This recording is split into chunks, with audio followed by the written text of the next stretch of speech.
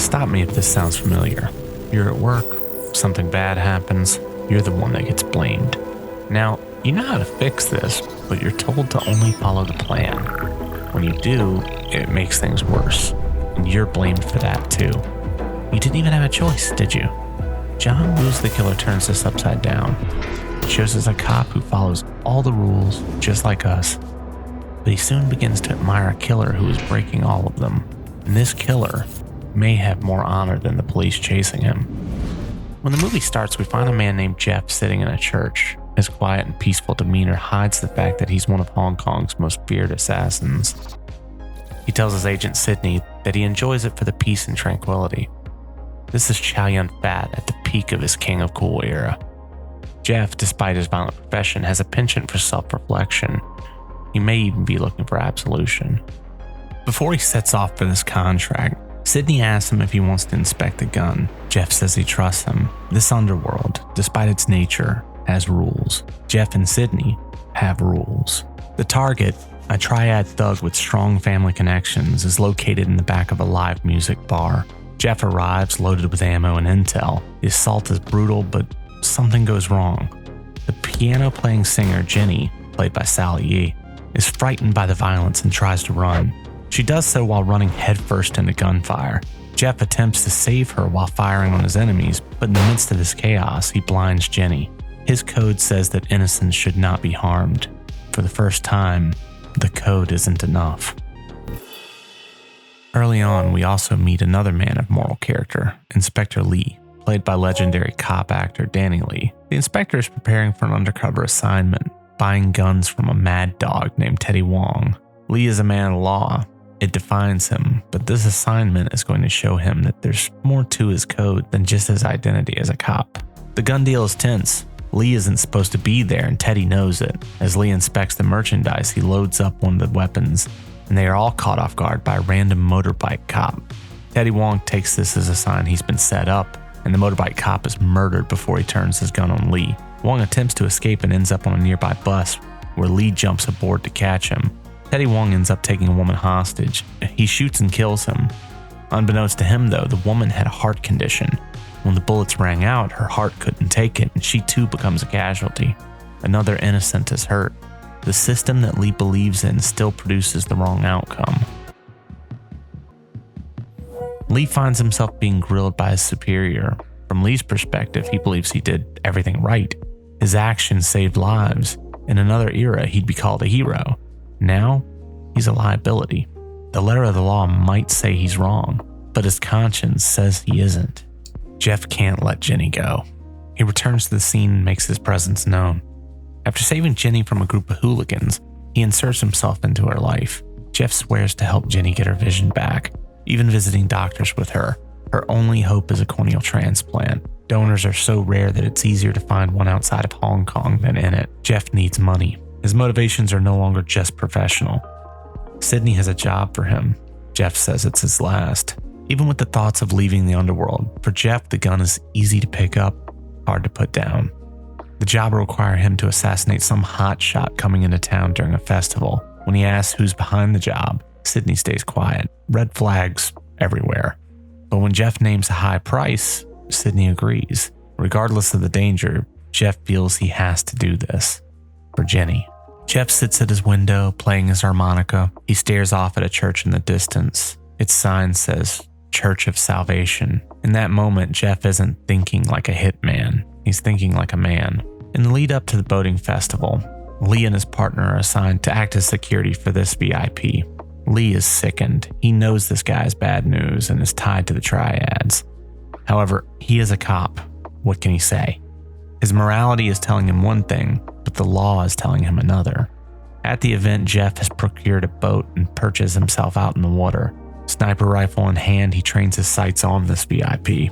He's having difficulty pulling the trigger. Something doesn't feel right. By now, both Jeff and Lee are starting to slip outside the rules that once defined them. Out in open water, his conscience starts to push back. Eventually, he pulls the trigger. Lee and his men are caught off guard, but not for long. They take off chasing Jeff by boat. With his dual motors, Jeff ultimately speeds off and leaves them in a distance. When Jeff arrives at the beach, there's a moment of calm. a sense of relief. He did the job, he'll get the money, and he and Jenny will leave Hong Kong and repair her vision. However, everything falls apart with just a glint of light. It was a trap. The mysterious benefactor who ordered the hit wants to tie up loose ends. As the firefight escalates, the assassins are forced to deal with both Jeff and Inspector Lee, who arrives on land trying to make sense of this violence. He does see one thing of interest. In the midst of the chaos, a little girl takes a bullet. Jeff notices this and risks his life to pick her up so that he can deliver her to a local hospital. Again, his code doesn't stop an innocent person from getting hurt, and Lee sees it. He sees Jeff risk his life to protect the girl, and in that moment, despite everything his job tells him, he starts to see him differently. Lee is on his trail and the two face off for the first time. But Lee sees something in this killer that he doesn't even see in his own police force. He sees a form of decency that seems lacking in the world.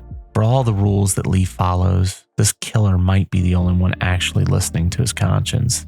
Jeff escapes, and when Lee has to give a description for a composite drawing, he says he sees a form of empathy in his eyes. Despite his job being to bring Jeff to justice, Lee can't help but admire him. After the events at the hospital, with Jeff getting away, Lee is again chastised by his superior. This time he assures Lee that if he were to find this killer, it would be beneficial for both of them. Lee is disgusted with his attitude. His own inspector is more or less offering him a bribe to find this killer so he can receive recognition. Lee's position has become so murky, the rules are pointing less and less towards justice.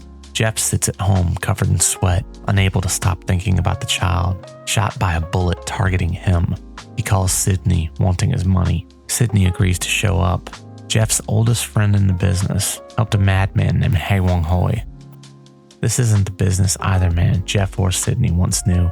Lee reaches out to Jenny at the bar. She first mistakes him for Jeff, but Lee attempts to befriend her. While talking, Lee looks out in the front of the bar and sees Jeff. He stands, watching. Before long, he vanishes. Lee could take off running, trying to find Jeff in the streets. He would likely be within running distance, but he doesn't. As a police officer, he's let the killer slip through his fingers. As a man with a conscience, he's reserved their meeting for a better time. Jeff returns home and waits for Sydney. He expects a double cross. He's right. The money is fake, the meeting is a trap, and assassins come pouring out to finish the job. When Jeff returns to Sydney, he says he saved one bullet for either his enemy or himself. Sydney confesses everything, and Jeff, he spares him. By now, Jeff is no longer living by the cold rules of the Underworld. He's acting on conscience. Jeff hides out knowing he must return to Jenny, but Lee is one step ahead of him. The two have a Mexican standoff in her living room, with the partially blind woman unable to see the guns they have pointing at one another. They get to know each other better as they talk in double entendre. Something is changing here. These two men are no longer facing off as cop and killer. Each can now see the decency in the other. Jeff escapes, but the police talk Jenny into trying to lure Jeff out for capture. They tell her it would be better for him to be captured than killed. Jeff finds Sydney reduced to begging for his money. This disgusts him. He tells Sydney that he'd rather die than watch his friend humiliate himself. At this point, Jenny calls for Jeff so he can meet her at the airport. The police have manipulated her to get to Jeff, but with Sydney's help, Jeff grabs Jenny and runs. Lee's partner is shot and killed in the battles between Jeff and Hae Wong Hoi, and Lee immediately goes out looking for revenge. When he finds Jeff, though, the two men find themselves fighting side by side to survive. As they take on these killers, Jeff tells him, "Fight with me if you want to arrest me." It is here that law and code stop mattering. The two men of similar conscience are finally able to set aside the structures they live in and treat each other as men, not identities. They escape together and Lee treats Jeff's wounds and they talk.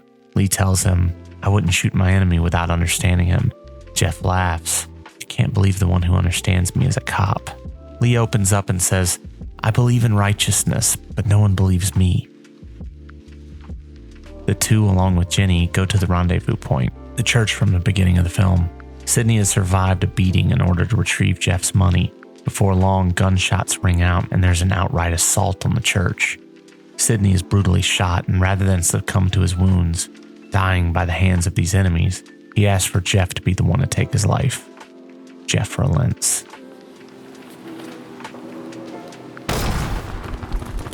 With the battle raging, Jeff makes Lee promise that if he dies and his eyes are salvageable, he'll get them to Jenny. If not, Then he'll take the money and get her eyes fixed that way. Hae Wong Hoi eventually holds Jenny hostage. Jeff throws down his gun to save Jenny, but pays for it. In the end, he doesn't choose his own survival. He chooses her.